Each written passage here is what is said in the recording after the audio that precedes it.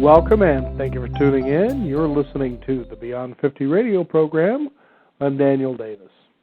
As both of us start approaching midlife, we have this feeling that sometimes maybe we don't have all the time on our side that we always want to be able to achieve our goals, to realize our dreams, and most importantly, looking back, thinking to ourselves, perhaps our life isn't truly fulfilled.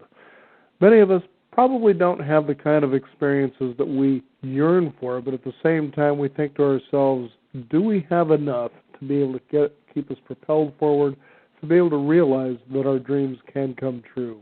For some of us, that can even be cut short in such situations as we experience the fact that maybe sometimes we take life for granted. On the Beyond 50 radio program today, we're going to be talking with our special guest, Mr. David Bennett. His book is Voyage of Purpose, a spiritual wisdom from near death and back to life. I'd like to welcome to the Beyond 50 radio program today our guest, Mr. David Bennett. David, thank you for joining us here on the Beyond 50 radio program.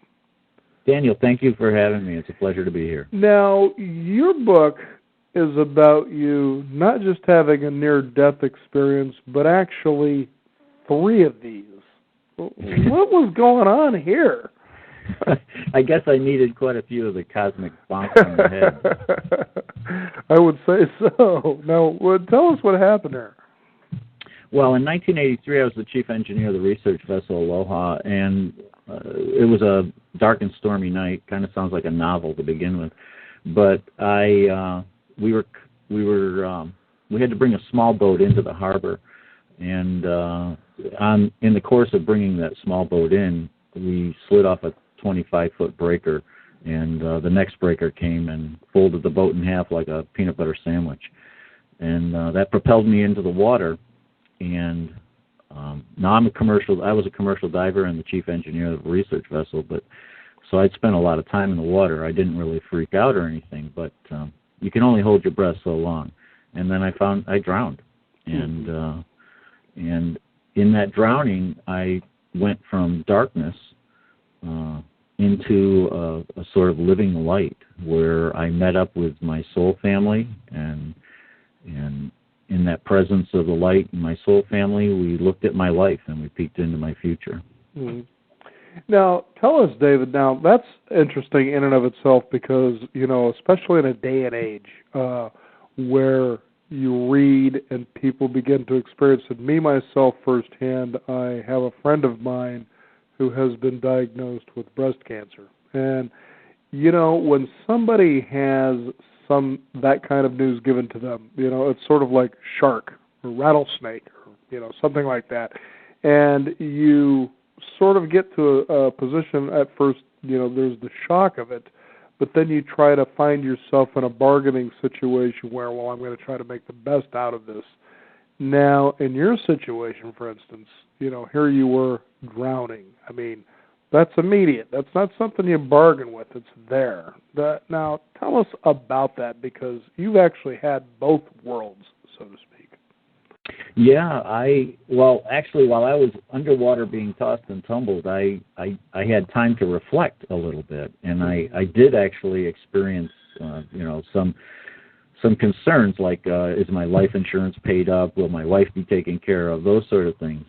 But eventually, you can, like I said earlier, you can only hold your breath so long, and the euphoria takes over, and you breathe in water, and you drown. Mm-hmm. And what was that like?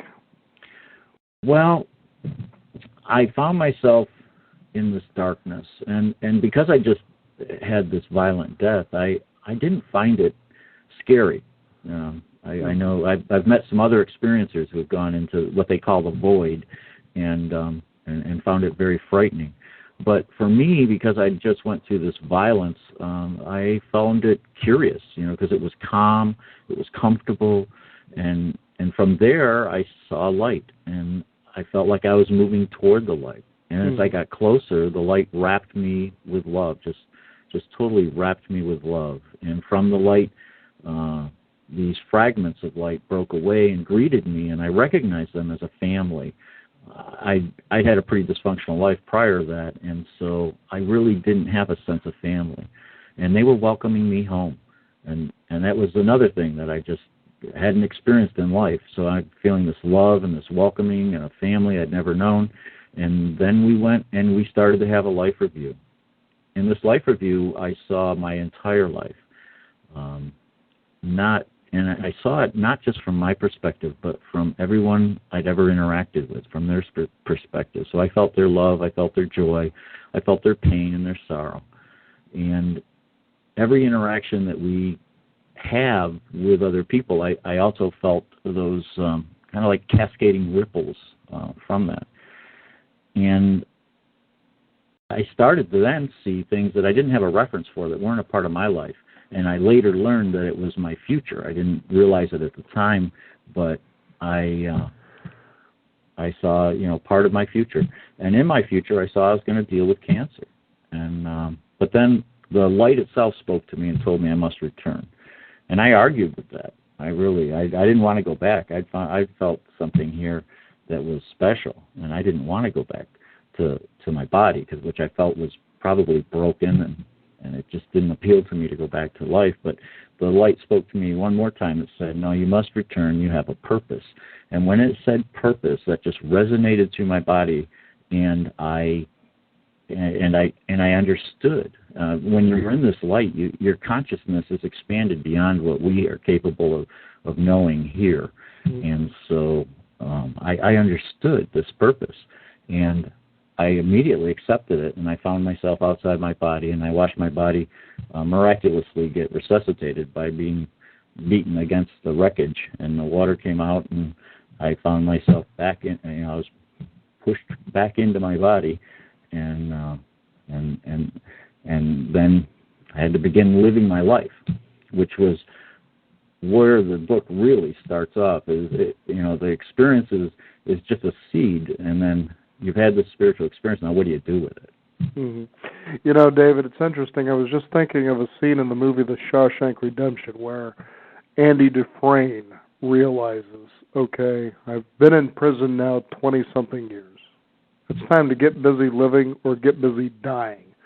And it's interesting when you think about a refrain like that because of the fact that a lot of times as people who haven't had the experience that you have had, and perhaps maybe even indirectly have never experienced it through the other people that they may know who are going through that passage toward death, for instance, with cancer or whatever it may be, that profoundly has an impact in such a unique, transcendent way that they can actually awaken to the fact about how precious life really is. Tell us what your experience was like through this, of just how it changed the way you were. 3 times, for crying out loud. Yeah. Well, the first one, I was an engineer, so I thought logic and reason was my way of dealing with life. Sure. And then I had this esoteric experience that just rocked my world, and it didn't make any sense to me. But so part of me wanted to push a lot of it away, and because I couldn't deal with the aspect of the light and the soul family and arguing with God. That was a little more than I could deal with. But the life review and what I'd learned in that life review and the love that I felt, I could accept that. And so I kind of grasped onto that almost like a life preserver and started moving forward. Those 2 things I would have to say were the most transformative for me. You feel this unconditional love, and you want to emulate that. You want to create that in your life, and that comes with challenges because it's in this life people don't know how to respond to that. And then in the life review, this interaction, you start to see that other people have their paths, and it necessarily doesn't always agree with your path. So I started trying to accept and be more tolerant in my life. So those things, I would say, really started affecting the change in my life. Now, here you are. You know, as you were describing earlier with your soul family, you look into your future and you realize, okay, well, here I am drowning, but now all of a sudden I'm looking and seeing the fact that I'm going to have stage 4 lung cancer. Did it ever feel like, is this ever going to get any better? What is this life nonsense now? Yeah, well, it all kind of resonated back to that purpose, you know. I knew I was going to have to deal with stage 4 lung cancer. I just didn't know when. Timing didn't make sense to me. I guess time didn't exist there, so I couldn't quite figure out when it was going to happen here. And I thought it was going to happen much later in life. Instead, I was diagnosed in 2000 when I was 44, and I had this November of 2000. I had stage 4 lung cancer that metastasized into my spine. It actually caused my spine to collapse because the tumor couldn't support my spine any longer, and and they found lesions in my hip, my brain, and my kidneys. And when I was diagnosed, I went right to acceptance because I had seen it. I had actually pre-lived it in the life review, and I knew I was going to survive it, whereas no one around me believed that I was going to survive this. So, you know, Elizabeth Kubler-Ross's stages that you go through, you know, first is denial and then bargaining and all of that when you're faced with a diagnosis like this. Well, I went right to the end step. I went right to acceptance because I understood this was something that I had to deal with. And I understood there was some purpose behind it, that I was supposed to go through this suffering. And after the fact, now I can see clearly why I had to go through that suffering, because now I'm working with people that are end stage, and I work with other experiencers and how can they integrate these experiences into their life. So I can see the purpose behind it now. Mm-hmm. Now, David, because you see this purpose now, what has that been like when you talk with people who, you know, I'm sure you probably maybe felt this way, but they're at a point where they kind of are just a little pissed. Like, wait a minute, you know, why do I have to go through this? You know, there are times that you kind of, you know, in judgment, which is one of those sins we shouldn't have, but somehow in the human experience we do, where why couldn't my life be as good as this person's? Yeah. Anger is really an easy trap to fall into because, but I try to get people past that. If you can get past the anger, then you can start working. Because I try to point out to people that have cancer or have any illness that requires healing, that you have a big job, and your job is to focus on healing yourself. And anger is not going to help you in that. You know, we have to get past the anger. And what has that been like as people genuinely accept that? Well, I think once people accept that you need to go beyond, you know, anger and start to get to work in healing themselves, then they start to look for tools. And what works for me isn't necessarily going to work for everybody. You know, we all are different. We're all unique individuals, and each one of our metabolisms is different and everything. So we have to allow each person to find. And I try to have people connect to their intuitive knowing and in their heart. You know, weigh their options through their heart, not so much through the mind, because the mind, boy, it likes to play tricks on us all the time. And, you know, I've heard it called the monkey mind. You know, it likes to chitter and chatter and distract us quite a bit. And so I try to encourage people to try to listen more through the heart and weigh it with the mind. You know, because I think we need a balance there. Mm-hmm. You know, in the book, I was really struck by a particular instance where you were talking about Mahatma Gandhi's grandson, Arun Gandhi, which I've had the wonderful opportunity a few years back to have on the radio program. And you sometimes, as you're going about life, you're amazed when you actually follow what you believe is your purpose, your mission. And all of a sudden it accelerates to a level that it happens faster than you can ever believe. And I thought to myself, I would have never thought I would be talking with the grandson of Mahatma Gandhi. Oh, wow, what a pleasure. Yeah. And at the same time, actually, in this particular segment, we had Mr. Mike Farrell, who was on the radio program as well, and we happened to have a collaboration where we were just talking about peace. And Mike Farrell, for many of those, was in the hit television series MASH. He played B.J. Honeycutt. Mm-hmm. And, amazing gentlemen here that live their life purpose. People say, B.J. Honeycutt, okay, so this guy's an actor, but he's an incredible activist, all at the same time, and is certainly in a position where, he would understand the value of what it means to have peace, because he really challenges, for instance, in America, the death penalty, and these are people, obviously on death row in many cases. They really shouldn't be there, by law, but we found ways, politically speaking, that people position themselves around these people waiting to be executed for crimes that perhaps they didn't commit. And in your book, getting back to Arun Gandhi, it's a particular practice that you have where you had written, keep your thoughts positive because your thoughts become your words.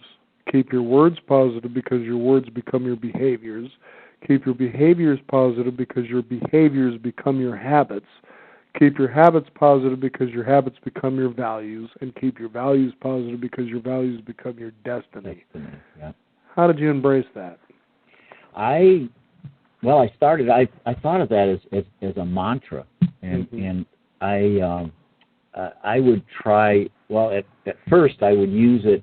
I would just try to focus on the very first line, and try to keep my thoughts positive, and because and we're human, we fall down, but when we fall down, I would just review it. I would look at my day and I'd say, well, I didn't handle that as well as I could have, or I was too quick to judge or something like that. But by acknowledging that, maybe next time I'll catch it a little sooner. And so I would take it line by line and try to develop a mindful practice of keeping my thoughts positive and keeping my speech positive and my habits positive, And, sometimes we have to go back to step one, but, I practice it where I am in this life, and I try to work that way. Those sayings have become kind of a way of being for me. And I think they teach me how to be authentic. What is that like, though, authenticity? I mean, here you've had this 3 times lesson, and you're here, Yeah. And then around you tend to experience through others, and you probably don't mean to switch gears into the fact that, would you knock it off? Would you quit taking life for granted the way that you do? But again, with this mantra, as you're talking about, it snaps you back into a realm of compassion. Does that ever become difficult sometimes? It does, because life throws stuff at us, and so, those left curves come in really fast sometimes. And so, but you can't beat yourself up. You just get back on the horse. But I believe that being authentic, when you have this experience and the life review that I went through, you see your authentic self. It strips away all those veils and cloaks we like to wrap ourselves in. We like to present ourselves with a persona that we're this person or we're that person, so that people will like us or people will this or that. This experience kind of strips that away. It's a very liberating feeling. And you realize that when you act, this is me, this is who I am. And when you act from that point, it's empowering. It gives you just a feeling of liberation. David, we're in a time where a lot of people feel in crisis, especially, here in America. We tend to be caught up in what media tells us is going on with the suffering of others around us. People losing homes, jobs, the economy's even getting worse. And you say to yourself, when is it ever going to get better? When am I ever going to be able, go back into autopilot, Do you feel that's what people are really thinking to themselves? Well, I think, when we're in survival mode, the last thing we want to do is think about our spiritual self. Sure. Because we're concerned with what's on the table in front of us. And it's very difficult for people to deal with that suffering and try to transition beyond that. And so, but if we focus on what's on the table, we put mindfully really focus on what's present without a lot of emotional baggage, then we can move beyond it. We can transcend our obstacles, but we have to focus and understand our obstacles. And so I think a lot of times we like to throw our hands up in the air and just say, oh, fate, take care of this. It doesn't work that way, and we have to be active participants in transforming the problems that we have. Like there are a lot of problems here in the United States right now, and we actively have to. I like to think of it as spiritual activism, where we're doing it, but we're doing it from a heart-centered place. You say spiritual activism, and for some reason, emotional intelligence came up all at the same time. And there are those people that believe that they're stepping in that direction until it just doesn't work or they don't feel there's a payoff and engaging in that. What was that like for you? Yeah, the payoff. It's sort of like, when you give a gift, you want to stand there and you want to say, yeah, I gave that to you. Give me the praise that I feel that I deserve, the acknowledgement. But when you think of people such as Mother Teresa or in your book, a mystery called Margaret, you realize, wait a minute, the payoff isn't why you do this. You do this because it goes beyond being necessary. Yeah. It's about being a part of the whole, and doing your part. And there is no need for a reward because the reward is that you're participating. And that's one thing that Margaret really taught me is because she told me not to be anybody's guru. You're no one's guru. You're just living your life, and in living our life, we need to give back. You don't always just take; you got to give back. It's a give and take, and that's when life begins to flow. Is when we participate in life in an equal kind of manner. Now, David, there's an interesting point right there, and I know that you have had a good portion of experience with this, but it's to be in a life of service. And what is that really, truly like when you do it genuinely? When you look within yourself, and I'm sure, because of your experience of, near-death experience 3 times, for crying out loud, that you really began to cultivate and understand what your gifts were, what your purpose, who you were, what your reason for being here was. When you begin to authentically live that way, to serve that way, what is that really like genuinely? That's a great question. That call to service was paramount. It came up in my life after the first experience and all the experiences. It just keeps being reinforced. The need to be of service. And at first, it's very difficult to understand. How can I be of service? I'm just a single person in this huge world of billions of humans. How can I be of service? How can I contribute? And so I think by taking it day by day and being aware and looking for your opportunities, that's kind of what I did. The book, when you read it, it kind of shows how I fought with it, I bargained with it, I did all of those things, but eventually I came to see that I could contribute. And so, because we're human, and we're gonna, it's difficult sometimes to see what's so plain in front of us that we do have gifts. Like you said, we have gifts, and we have strengths and we have weaknesses, and we need to play to our strengths, and then allow that to empower our weaknesses.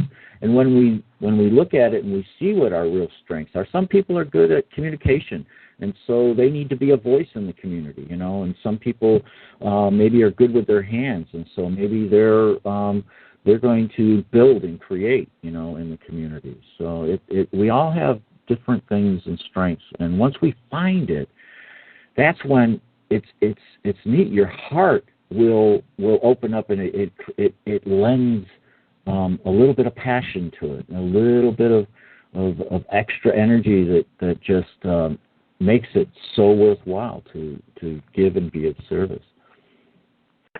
David, in your book, I noticed that you, from time to time, you quote Nietzsche, and it was interesting because I didn't run across the quote, but I kept thinking of the movie Conan the Barbarian. And the quote in the very beginning of the movie, "That which does not kill us makes us stronger."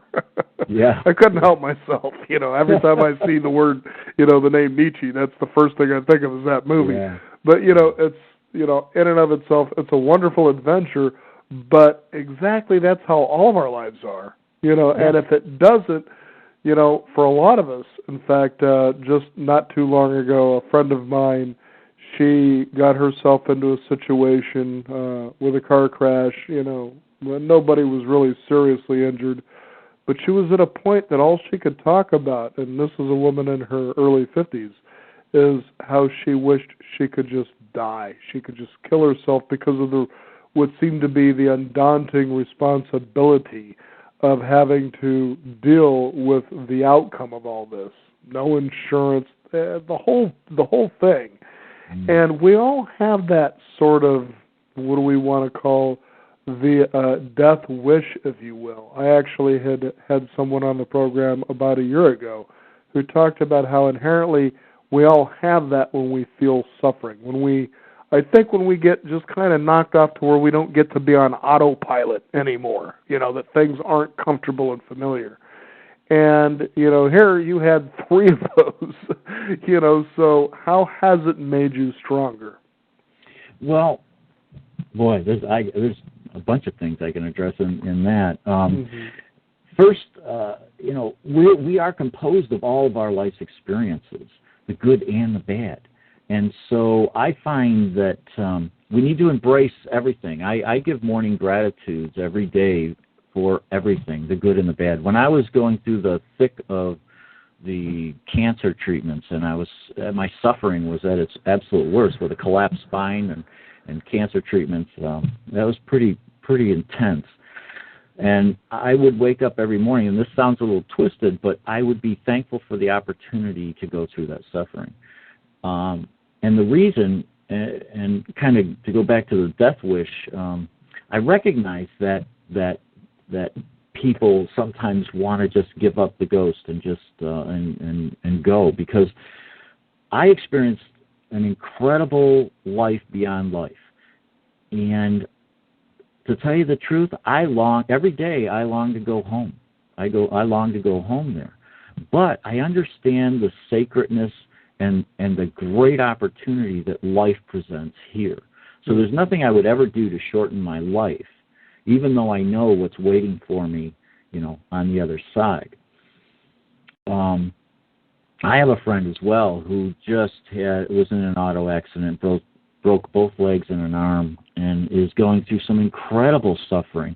And she reached out to me that, Dave, how do you handle the pain? You had your spine collapsed. How do you deal with that? And I told her, I said, I would reach inside and try to find, because I know there's a divinity within each of us, and I reached inside and asked for help. When we're suffering the most, that's when we reach out for help. That's when we look for something beyond ourselves.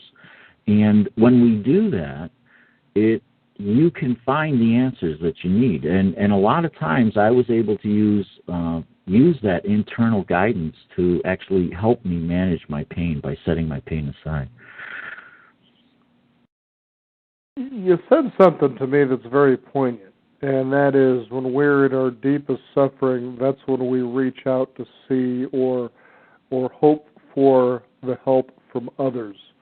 And to me, what makes that really an astounding thing that you have said is that for the first time we realize, it seems, in our suffering, that we're not as alone as we once thought. No, we're not. And we're always loved. And that's something that I don't think that we recognize, that we are loved. And we never embrace that. We don't embrace that in our life. And it allows us, when you understand that you are loved and that you're not alone, that you're an interconnected part of a whole, of a bigger, of something so much greater, then you realize that you can gather strength. No matter where you are or what life situation is, you can gather that type of loving strength that we need to get through it. Now, David, a lot of people, especially within the last few years, there has been more of a call to living presently. Eckhart Tolle's book, The Transformative Power of Now, for instance, has been one of them calling messages where people realize, I do live from my past, or I do live with concern for the future. But right now, when you can actually be in that moment, regardless of what's going on in your life, I mean, really, literally, regardless, you realize right now is perfect. It's not that bad. Mm-hmm. And you have certainly had that rite of passage at least 3 times that put you in that. What has that been like for you, and how do you share that with other people where hopefully they actually finally get it, that it isn't just something that you philosophize about, but you actually really get it? Yeah, I call it mindfulness because it so relates back to Buddhism. When you come back from these experiences, you try to find the spirituality in all types of belief systems, and then usually you can settle down into something. But I was kind of forced into developing mindfulness because of the pain. I live with I had to have 3 reconstructive surgeries on my spine to stabilize my spine after its collapse, and I have titanium construct that stabilized the thoracic portion of my spine, and that causes pain every day. So I have to live with that pain. Well, it kind of forces me, in a way, to live with mindfulness. I use mindfulness as a way to bring myself into everyday tasks, and it allows me to take that pain and kind of go into it. I go into my pain and then I set it aside, and that way I can be present, using the common terminology, be present now, and keep that loving intention in all that I do. And by doing that, I build a more empowering future. Mm-hmm. But if I do something rash, or if I do something dumb, I'm a dumb guy. I do stupid things all the time, Depending on how one looks at it. Yeah, right. I do.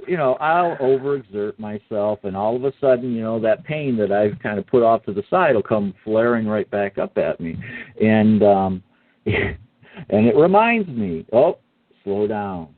Take a breath, breathe through this. You're going too fast. So in a way, I use my pain as a gauge to let me know, let's keep on at just a steady pace here, and try to stay within a feeling of harmony. Yeah, David, I was just thinking of the movie G.I. Jane when you brought up pain, and Master Chief says, "Pain is your friend. Pain lets you know that you are not dead yet." It certainly does. I try not to take any medication. I do. The doctor's prescribing medication, but sure. I don't use it unless I absolutely need it, because I like that clarity of thought. I like that clarity of being.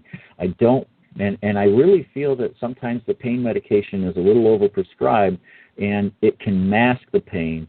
And because I've been there. I mean, they had me on a morphine and Percocet roller coaster for a while, and you can't feel the pain when you're that high, and you do dumb things that, you know. And then you just make it worse, you know, and the suffering just gets worse. So I found that it's a lot better for me, and this is just me talking. If it doesn't fit, don't wear it. That for me, it's a lot easier to not mask the pain and to just know that it's there, and that it allows me to live my life. I live a pretty full life, even though, you know, I've got these issues. Mm-hmm. Now, David, that's such an interesting point of view when you say that, you know, to have these pain medications, they, you know, mask that. You tend to start doing things that aren't very clear. And you take a look at people who are managing their pain, and it's possibly spiritual or mental. And what I mean is in the realm of addictions, you know. Alcohol, drug use, sexual addictions, and the like. And you kind of think, what is it in our humanness that moves us into those areas that we feel the need to become numb? I think we're feeling incomplete. A lot of times we feel that we're not whole, and so we try to supplement it, or we try to escape from those feelings. I think a lot of addictive tendencies come from not feeling whole, not feeling fulfilled in life, and so you know, we tend to reach out to other substances, to other you know, other reliefs that maybe not be the most healthy thing for us. Fascinating. The book is Voyage of Purpose. Our guest today, Mr. David Bennett. David, tell us about a website that people can find out about your work. There's two websites, actually. The one for the book is voyageofpurpose.com, all one word, and the other one where I put more of my personal information is Dharma Talks. It's DHARMA Talks, TALKS, one word, .com. And you can also find me on Twitter and Facebook as Dharma Talks as well. Now, David, let me just ask you, I guess, this question. I don't know if you have had this question asked of you since the book coming out, but would you say that moving into your suffering, when you can do that, you will find the greatest gifts of the answers of what it means to be alive? I think it's one way. I don't think we necessarily have to go that far, though. I think we can. I think if we develop a practice of going inward, of touching that stillness, that we can achieve the same thing without having to get to the point where we're suffering so greatly. Even if you can't pay your bills. Even if you can't pay your bills, yes. Voyage of Purpose. Our guest today, Mr. David Bennett. David, thank you for being here on the Beyond 50 radio program. Daniel, thank you so much for having me. Thank you again. We also thank you, the listeners out there, for joining us. This is the Beyond 50 radio program. Visit us at our website at beyond50radio.com. That is the number 50. Please sign up for our free weekly e-newsletter. Be sure also to visit us at our blog. We're going to have an archive of this so that you can share with others as well. I'm Daniel Davis. Thank you again for tuning in. This is the Beyond 50 radio program. And remember, live your day past happily.